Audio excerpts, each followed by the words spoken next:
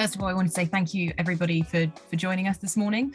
This is the first in the PRCA's Equity and Inclusion Advisory Council's leadership lessons. As it is the first, I'm going to do a bit of spiel about who we are, what we're trying to achieve, and what these leadership lessons are for before I introduce Cathy, which is what everyone is here for. So our goal, particularly the gender work stream of the PRCA's I knew I'd get it wrong first time, EIAC, is to increase the number of women in leadership across the communications and public affairs industry, securing their retention and fostering a community of support as women navigate their careers. So part of that, and one of the things I'm going to be diving into with Cathy, is that across comms as a whole, there are more women going into the industry than there are men, but that's different for public affairs, and we'll touch on that later. But there's also fewer women at leadership and senior positions, and that's something we really want to explore in these conversations. We want to raise awareness of the barriers that are faced by women in our industry throughout their careers, and particularly in Cathy's case, in starting and running your own business, through their personal experiences, but also practical guidance about how we can overcome these so we can secure change. So the idea of the leadership lessons is exactly that. We want candid conversations with leaders from across the communication space about the range of topics. So this one will focus specifically on, as I said, starting and running your own business, but I'm sure between us we will cover various different topics. I'm going to ask Cathy to introduce herself in terms of her experience and talk a bit about that before we get into questions. I knew I'd forget straight away, but I'd just like to remind everyone that this is being recorded for those who can't attend, and there will be an opportunity at the end. We'll chat for about 25-30 minutes, and there will be time for some questions at the end. So please do flag if you want to ask questions, and please do use the chat throughout if you have something that you want to say or you want to raise before we get into Q&A. So without further ado, Cathy, please tell everyone who you are. Thanks, Tiffany, and thanks for asking me. And so my name's Cathy Owens, and I'm a director of Deryn, and I run Deryn with Nerys Evans, who is also on the call today.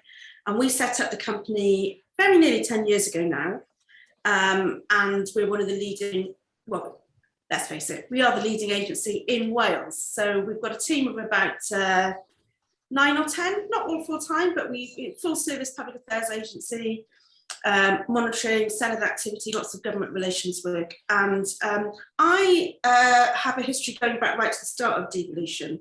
So I started working for an agency, the first public affairs agency in Wales, about a year before devolution started.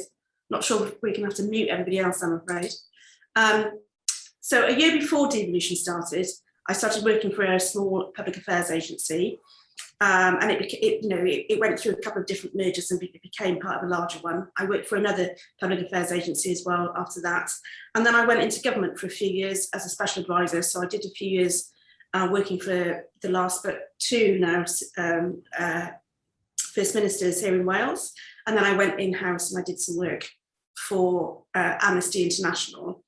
And then effectively around 10 years ago, it was 3 women actually, myself and Nerys Evans, who's a former Senedd member, and Alison Goldstein, who you might know very well. She's recently had that book out about Poles Apart. She was based in Wales at the time as well. So the 3 of us set up the business together, really. And we didn't all start working for the business full time. And I think that's one of the lessons I have learned. And about planning to set up your business. And if there's any women on this call that can learn from some of those tips, I think it would be, that's what I really to talk about. I think that's, I'm a pretty confident woman, I think people would say, but even I haven't started my own business, even though I had a sort of 10, 12-year career in public affairs in Wales, why hadn't I started my own business, seeing as I'm not particularly shy. I don't suffer fools gladly, but I didn't have the confidence to set up my own business. And I didn't do that until quite late on. And, obviously it's been a bit of a success. So why didn't I start that earlier? And I think there's lots of reasons why that we're going to, start talking about in this discussion today. Thank you, Cathy. That's really helpful. One of the questions I want to ask you, first of all, is you mentioned in terms of the confidence to start your own business. Did you find that co-founding the agency with a couple of people helped with that confidence? And do you think, was it always your decision to co-found the agency, or was it something that you thought you would do on your own and it'd be too tricky? Or how does the co-founding work? Because it's obviously been a huge success. Well, we did come to it quite naturally, but I do think it's one of the things that has really been a benefit. So just thinking about the obstacles that you have before you set up your business, the first one for me was around, I've got to pay my mortgage next month. Because I've got to really think about that. So there is a huge risk involved. Everybody, it is a really quite significant risk. You have to change your mindset because you are not going to know a year down the line how much you're going to be earning. So it is a massive risk. And for me, it was about reducing the numbers of risks and the size of each pots of risk one by one by one by one. So a lot of planning went into that. It wasn't just a case of, right, I'm bored with my work, I'm going to leave and start a business tomorrow. Oh my God, I've got no clients. That absolutely was the opposite of what I did. So I think the first thing I would say to anybody on the call is don't do it tomorrow. Do it, absolutely do it, but do not do it tomorrow. Put a bit of time, thought and effort into it. And like the number of, so if you think about the obstacles, definitely lack of confidence, imposter syndrome, definitely, basic sexism, obviously, fear of failure, not having any clients, not having the time to do it, and being a bit concerned about the business skills to do it. Those were sort of the reasons not to start a business. So we looked at each one of those and thought, right, okay, I'm going to put a lot of planning into this. How can I reduce the risks in each one of those? And the confidence thing was definitely helped by meeting like-minded women, because we'd met through campaigning together on the sorts of issues that we really care about anyway. We're from different parties, that didn't really matter at all. It was the right time for us, even though not all of us were free full-time, if you see what I mean. So it was the right time for us to think about it. And I don't think, Nerys is on the call as well, but probably she wouldn't have started a business either if it wasn't for working with us in that way. So the three of us started it together. It's myself and Nerys now. And the way, I apologise to Nerys, but you've got to find a work wife. That is really important. It was important for me. And that work wife can be somebody that you work with in terms of setting up the business together. So you sort of build each other up. You're always checking your decisions. You're quite reflective. That we're always sort of iterative, quite supportive, complementary skills. There's no willy waving in the office. Let's just say, you're all working together, and you can second guess yourself by asking your chum what they think about it. And it doesn't always have to be somebody that you're founding a business with. It's always really good to have women around you that might be running other businesses. I'm not sure if Vicky Spencer is on this call. Like people in other agencies, people in other businesses, they don't have to be in this particular industry, that you can rely on to talk about things. Might not be client stuff. It could be about how to deal with staff, when to take on your first member of staff, what sort of advice you might need, and just having somebody at the end of a phone to be able to give you that advice. I just found that was really important from other women. So I think the confidence issue for me, it was reduced a bit by the fact that there was three of us starting out together. Even though we didn't start out with one big bang, we started sort of planning together how we might do that. That's really helpful. And you've identified at least 6 barriers that you faced in starting it. I think, as you said, reducing them into kind of sizable pots is the way to approach it. But one of them that struck me as probably the most difficult thing to combat is the kind of everyday sexism, where the time, at least some of that is in your control, even though it doesn't necessarily seem like it. The lack of confidence, you talked about both mentors but also co-founding a business, and kind of imposter syndrome and fear of failure. We'll get onto that shortly. But how did you overcome the sexism that you faced in order to get to where you are? Because I think that's, to be honest, we hear a lot about it in politics at the moment. We obviously see a lot of it in the media as well. And I think for me personally, that is something that I would turn me off trying to start my own business. It certainly has an impact, because we're told from an early age, this isn't what you do. This is not how a woman behaves. I think it was to do with behaviour. A woman should behave in this particular way, rather than a woman shouldn't own a business. So, and you're told that on a very regular basis. And if you don't do that every day, then it's very difficult to understand it. So I think what we did is that we leaned into it. We decided to be very different. We don't run our business in a way that you compare other businesses. We don't spend a lot of time in bars drinking with politicians, I guess. We spend a lot of time working on clients that we really care about, that have a social impact. We do a lot of pro bono work, and we absolutely lean into the fact that we're a women-led business. I think the way that we run our business is different. The way that we treat our staff can be very different. The way that we talk around the office can be quite different. I just think that we decided to absolutely lean into it. For quite a lot of my career, I was the only woman in the room. And, a lot of people would turn around and ask me to put the kettle on. And, at least I'm confident enough to be able to say no. And I think, I've sort of built that up over the years. And I think it's linked a little bit to imposter syndrome as well. It's like, why would they be listening to me? And it's like, well, I really know quite a lot about this stuff, and considerably more than these guys around the table. So I think that's something that you have to sort of accept in yourself before you could, if you look around the room, you think, actually, there's a lot of chaps that have got here, that, might not have, and you just think, why am I feeling like I shouldn't be here when I really do know what I'm talking about, and I've got quite a decent track record. So that's about just really leaning into that and facing up to that, facing up to the imposter syndrome, and just saying, well, I'm better than a lot of the people in this room on this particular issue, and I've got a particular voice, and I'm going to say it out loud. And I think also we had a bit of a test. It's sort of like, there's a few clients that over the years where we've thought, I'm not sure they're really listening to what we're saying here. There's like a 30-second test with some guys, whether they are really going to be listening to you, in terms of giving them really senior advice. And you realise quite soon, early on, that they aren't going to listen to you, in which case, why are you bothering? Go and work with somebody who's going to value you. And life is too short to work for those types, if you see what I mean. So that's another reason I think women should think more about owning their own business, because you then get to choose who you work for in a way that you can't if you work in an agency, as well as being able to own your own future in terms of your flexible work life. I mean, who knew working from home was a good thing for women? Well, I think women did for quite a long time. And, we, as business women now, because we own the business, we can not only offer a flexible working environment, but Nerys and I can sort of build our lives around it. And it might be a bit different. Obviously, Nerys has got kids, and we try and build the business around that a little bit. And, I've made it very clear that I'm going to disappear at certain points for other reasons, but we get to make those choices because we own our own business, and I think that's a really important part of well-being that maybe we don't take account of quite so much.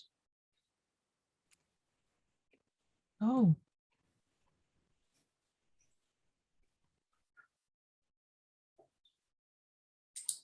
Can you hear me? Yes, I can hear you. Okay, brilliant. Sorry, my entire thing has frozen, so I'm hoping everybody else can hear me. So I'm just going to keep talking. We talked about barriers. One of the things I do want to talk and touch on is the opportunities. What were the biggest opportunities you've had throughout your career, and how did you maximize them to become a leader? I think that, so it's all about the choices that we make and making the most of them.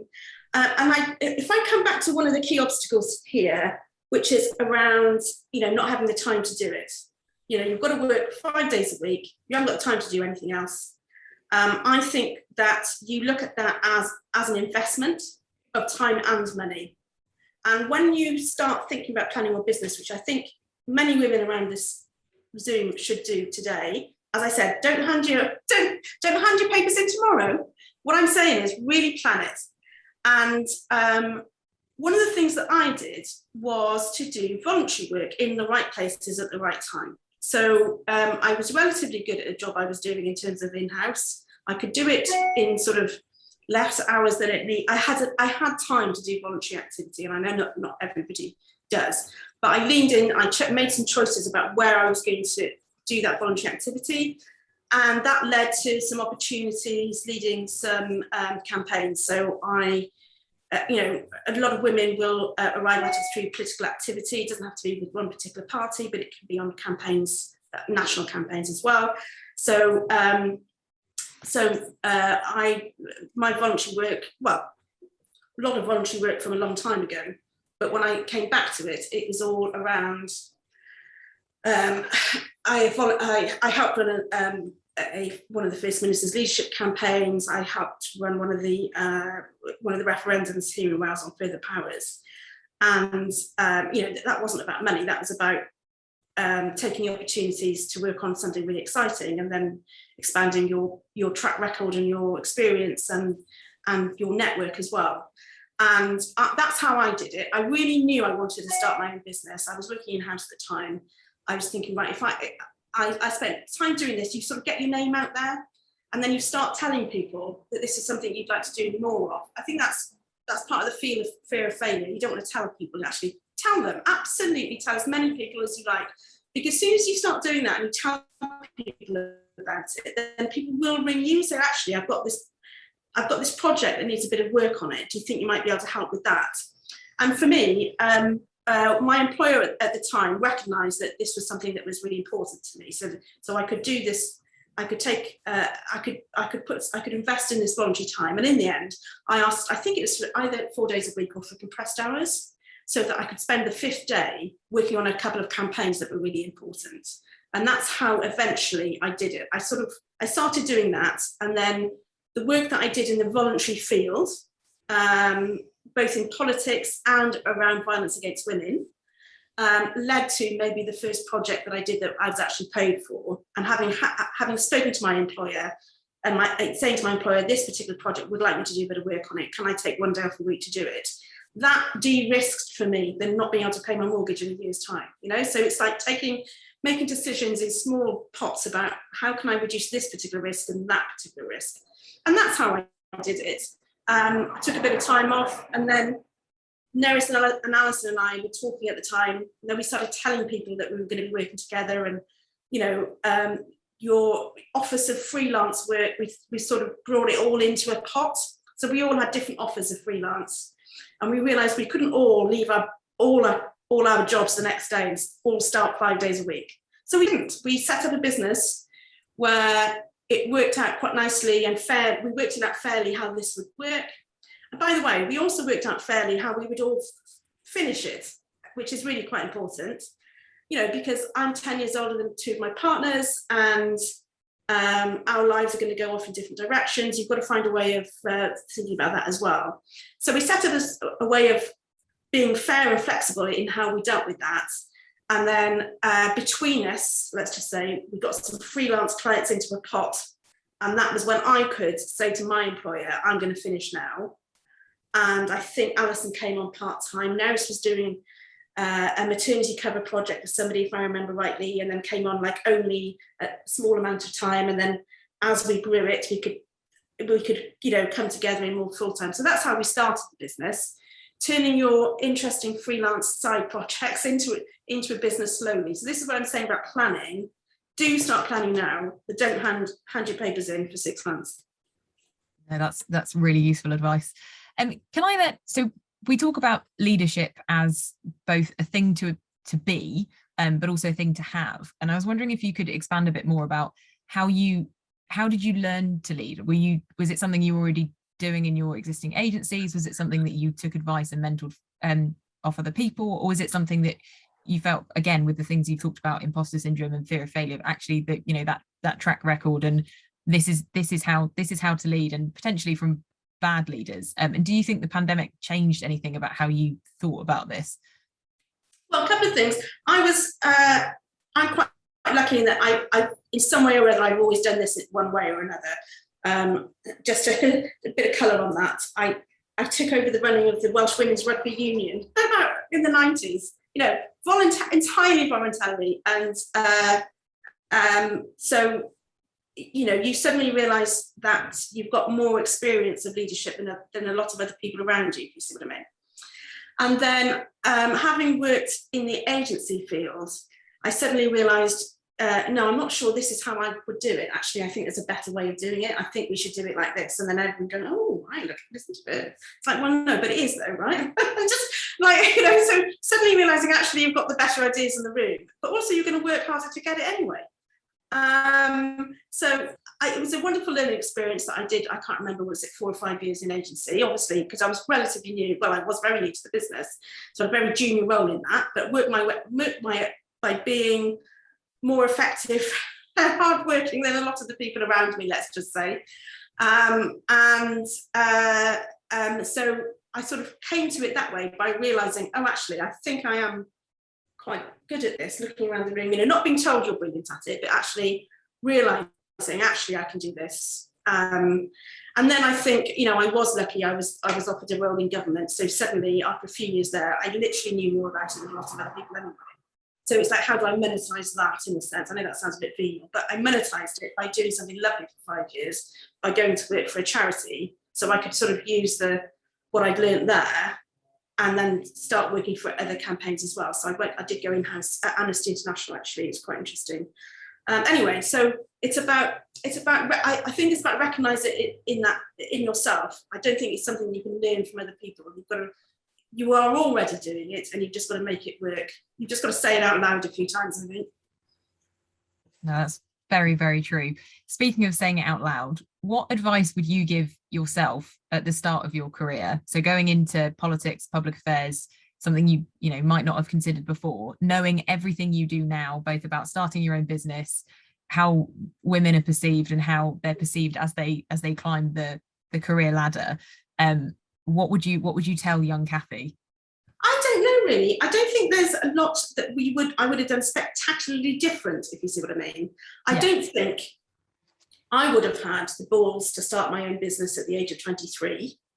So I don't think that would have been the right way of doing it.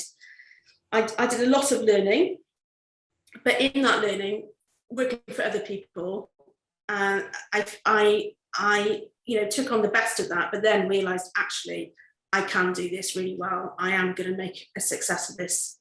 But planning is all, absolutely planning is all. And being able to have 6 months to a year to plan the business, I think, it just allows you the time and space to knock off all the little obstacles or to de-risk all the little pots of risk that you have. Makes you more confident. Even then, when we started the business, it's not like, okay, this is going to be fine. I mean, it's not. And you really have to get your mindset into a space where you absolutely do not know how much you're earning next month. But as the business grows, that month becomes 2 months and 3 months and 4 months and 5 months, and you just got to get into a slightly different mindset. But the corollary of that is the flexibility and the choices that you have. The ability to choose your own future, who you can work with, who you don't work with, who works around you, who can build a business around you that looks a bit like you. I think the benefits of it are, we don't talk about it enough. And now we are all talking about well-being. We know it's important to offer well-being to the staff as part of what we do, but it's really, really important for us in terms of not just, we're not doing this to be successful business women. We are doing this as part of our lives. And yet again, it's not a kitchen counter business. This is not a lifestyle business. And I think the other thing that, just to add in, when all of the women on this call, are 5 to 10 years into running their very successful businesses, you do need to think about sales, so selling your business and leaving your business. Because I think a lot of women just do less work over time and then the business finishes. It's only 1 or 2 people, that sort of thing. And I think you've got to shape your business in a way that is attractive to buyers. And then you've got to really think about taking value from the business. It's never going to be a huge amount of money. The agency work that we do relies very, very heavily on people. So the nature of what you're selling is important. It's never going to be a huge amount of money. It's just a little bit of a bonus for every year that you work your ass off to get here, if you see what I mean. Yeah, no, that's good thinking. This conversation is probably the first time I've ever seriously considered imagined myself in a role where I was running my own business. Well, look, can I just say, Tiffany, I mean, I know you work with Mark at Newgate, and Mark is one of those people who would be really supportive of women in business. I've no doubt about that.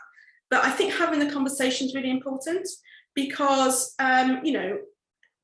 really good employers do not want to lose really good employees. We've got a couple of consultants that work with us, for example. They might not be full-time employees, but they come in and they work on clients they really want to work on, and we've got a really good deal with them.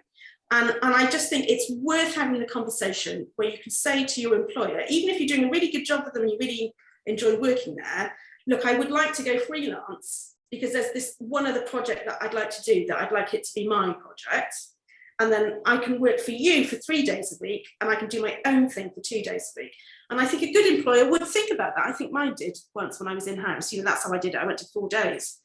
And I think an agency employer would happily, if you've added value to the business, would happily employ you as a consultant rather than just an employee. And if they don't offer that sort of flexibility, you say, well, maybe you're not the right people that I should be working with.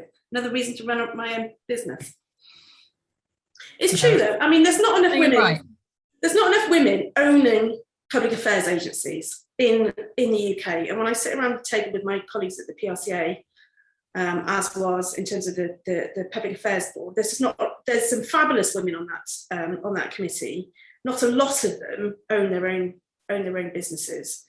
So I do hilariously have some same conversations with some of the chaps around that table that I just think, gosh, where am I? Why am I here? But you know what I mean? It's very, very odd. And I just think that for some reason,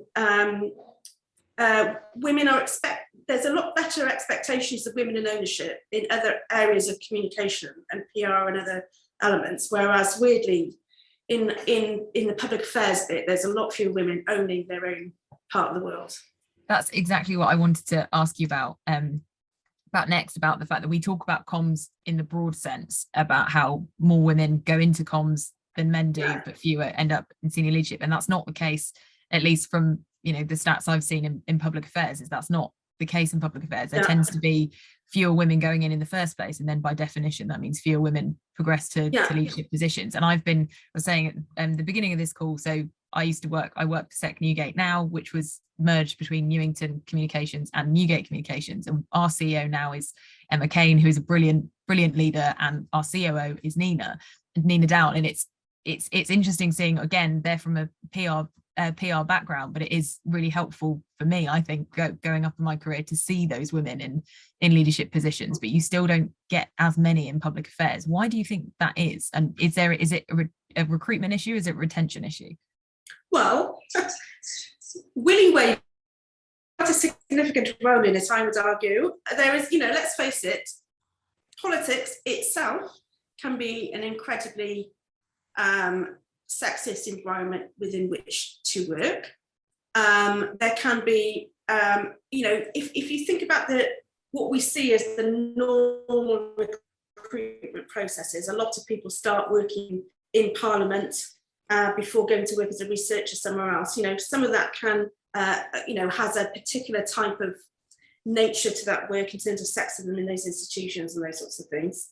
Political parties are, can be incredibly sexist, and therefore are going to spit out more delightful young chaps in suits, frankly. There's also a higher risk element to it. Obviously, we do a huge amount of work with some of our fabulous colleagues in PR, but there can be a huge downside to getting it wrong for our clients, if you see what I mean, in public affairs. So it's a riskier environment, it's a more sexist environment, one would argue. And I think Neris and I have just sort of leaned into that. We do a lot of work around violence against women. We've had to deal with a huge amount of crap over the years. Oh my God, a huge amount of crap to do with the amount, I think Neris and I decided a few years ago, look, there aren't that many women in politics in let's just say in Wales at the moment, who don't rely on politicians for patronage or for work. We can be challenging about politicians because we have our own business and it's going well and it's going to continue to go well. So we can say challenging things every now and again, which we have to around, as you can imagine, sexual harassment and those sorts of things. because a lot of the women that we know can't say it out loud. They either work for the parties or they work for charities that they need to talk to the minister about, those sorts of things. So Nerys and I decided to do that, and let's just say it didn't, we've had a lot of challenge, but we've just decided, well, why did we set up a women-led business if we didn't think we could talk about that sort of stuff? Who else is going to do it? Who are we waiting for to start saying this sort of thing? So Nerys and I have played quite a significant role in trying to challenge some of those issues here. And I just think that, again, we sort of lean into it. We are, we're showcasing the fact that we are a women-led business and we operate slightly differently. And, the name of the business is Deryn, which means bird. And we just thought, well, let's start as we mean to continue, frankly. That's, I did not know that. You learn something new every day.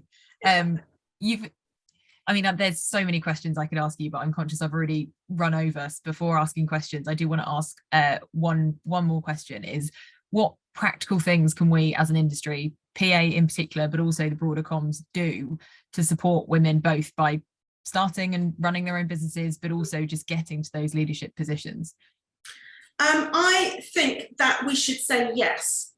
When a woman comes to us and says, I would like to slightly change my career path here and think about, it's absolutely a given that we say yes when a woman wants flexible working, right? Absolute given. But let's take it to the next level. If a woman came to me and said, I would like to own part of my future by setting up a freelance business, and this is something obviously we have done a lot of before. Do you have some work that might help me start on this course? Can I come and use your office? Can I come and ask you? Yes. And if one of our staff said, I'd like to work 4 days a week, I've got this wonderful project I'm really interested in, and this particular charity has asked me to do some work on this particular work, then absolutely yes. I'm very happy to do that, because that person will see me as a good employer. They'll tell other people that we're a good employer. They might end up giving us work in the future. We might give them work when it's not right for us. If you think about all those really big agencies that some of you work on this Zoom will work for, working for a small charity on one particular campaign might not be the best way for that charity to receive that service. Sometimes you need somebody to get their feet under the table on a really interesting project and really give them some time, even though it's not a huge client, And I think it's up to the larger agencies to say, well, actually, let's service that client with a consultant / freelancer that happens to be a woman.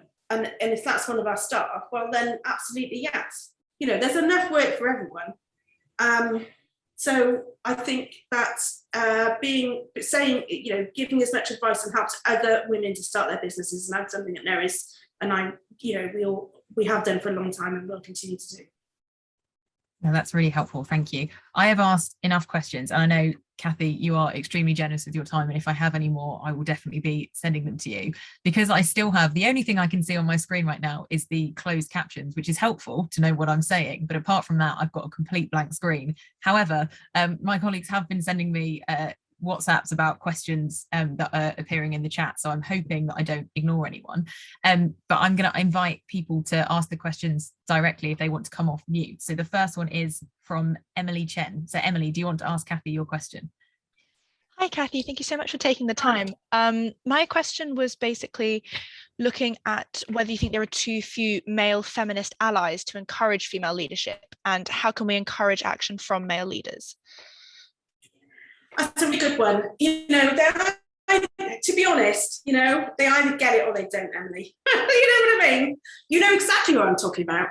And your chums, the mates that you work with, as you build your business and your network and your career, you know who the thoughtful allies are. They already understand what you've had to deal with, and you want to spend more time with them and you want to work with them. I would not waste a single moment of my time trying to persuade somebody, let's just say, in the other camp, that women are not worthy and deserve their role in this industry, in this society. And there are a lot of them. And I think that's great. You just carry on. I don't want any part of it. I'm not going to try and persuade you of it. And I'll go work for these delightful clients over here. They give me joy. So I just think it's about, yes, we campaign against very specific issues around violence against women and all sorts of things like that. But I actually stopped doing sort of just basic feminist stuff, because I would say to them, why am I having to explain to you that sexism isn't good?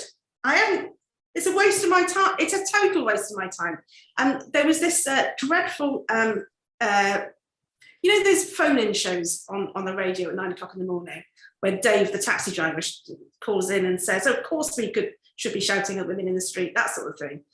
The BBC would ring me up all the time and say, oh, Cathy, we're doing this piece on women and the workplace, and should they be coming back to work, and all this sort of stuff. Could you come on and be the feminist voice to explain why? And it's like, no, I'm really busy running my own business. You want me to come explain to people why women should be working? I mean, come on, so I've stopped doing quite a lot of that. There's like a base level I can't be bothered with. And you can see in the eyes of a couple of people that walk into your office, and just think, this isn't going to go well. But luckily for us, pretty much all our work comes to us by word of mouth. People have said, these people know what they're doing, go and speak to them. And if you're not willing to take advice from some of the most senior women in politics, because we've got another very senior consultant, Jo Keenan, who's basically run the country for 10 years. It's like, if you're not willing to take advice from them, go somewhere else, So it's about trying not to spend too much time trying to persuade people.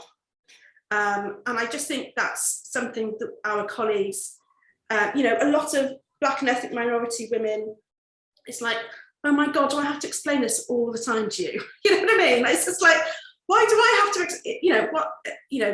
that book about explaining racism to white people is like, I've had enough of that now, thanks very much indeed. So, I think it's recognising that, and actually, I haven't got time to explain this to you anymore. I've got too much going on. Let's go and do that instead. Just to ask a follow-up question, then how could we expect change to happen if we're refusing to engage? Like, I like to think of people who are of that particular mindset, that it's just a case of war of attrition, where enough people realise that what they're doing isn't acceptable, that they'll eventually have to come around to see sense. Yeah, I think, there is that balance, because we still do a lot of campaigning specifically on violence against women issues in particular. But, I just think we've got to be comfortable with our own choices. We've got to make sure that we go and find the people that we want to work with, and just we've got to call them out. And I think that's what Nerys and I do quite a lot of, is actually saying this really isn't appropriate within our own parties and someone else's party.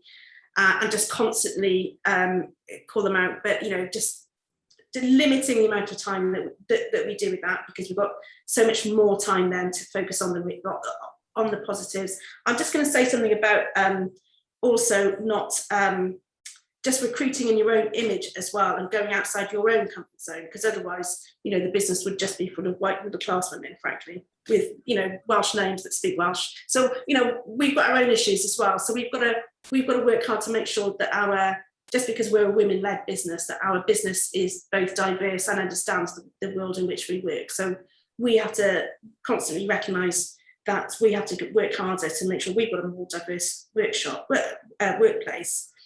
And if these people behind us don't think it's important, I haven't got time to explain it to them anymore.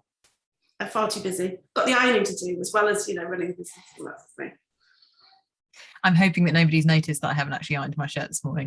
That's the beauty of Zoom calls. Anushka, can you put a question to Cathy? Sorry, I'm not being deliberately rude. I'm looking at my phone for questions coming in. A really sort of quick question from me, Cathy. Obviously, building a business, I think one of the key challenges that women face is networking appropriately. So I wondered if you have any sort of practical tips regarding networking, especially for mid to junior level women. I think this can always be a challenge. Yeah, I think in my world, the networking is sort of replaced by the political activity in a sense. So it's around, I did a lot of voluntary work, I guess, in the arena of violence against women. So I've suddenly got a network in that area. People know that I work in that area. I am a member of a political party, so networking in that political party, it is important in our business. You don't have to be a member of a political party, but there is an element of networking there. But I think the two campaigns that I specifically worked on, I just think really opened my horizons to lots of different people as well. So I think voluntary work, I would rather do my networking with real people doing stuff than going to cheese and wine evenings or drinking in the bars in the Senedd, which I literally, not in the Senedd, because the Senedd is too worthy to have a bar in the Senedd. But there are some hideous pubs around the corner. Just don't bother with any of that sort of stuff. I would rather volunteer my time working for a charity looking after refugee women than I would sitting in a pub with some bores talking about how amazing they are. And then, your network is different, and then you end up, knowing more about women with no recourse to public funds, and then you can run a campaign about that. Thank you. That's really great. Yeah. 2 minutes left, so I'm going to ask Mark to ask his question, please. Thanks. My question was just going to be, Cathy, around any inspiring people that you've had in your life who've really helped you along the way in your career, anyone that you particularly look up to? Well, I was very lucky to work for Roger Morgan. So, he was quite special. I know that you're all now seeing Mark Drakeford a bit more than, you probably would have heard of Mark Drakeford before a year ago. And he really is, what he is, what you see is what you get. And I was very lucky that I was a special advisor with Mark to Rodri. And I think there's something there about authenticity in politics. But in terms of my role models, it's the people I can WhatsApp at a moment's notice to ask advice about the business. And that's obviously Neris, she's on this call. I mean, the Teams has been fabulous in terms of in fact, working from home has been really quite interesting for us in that regard.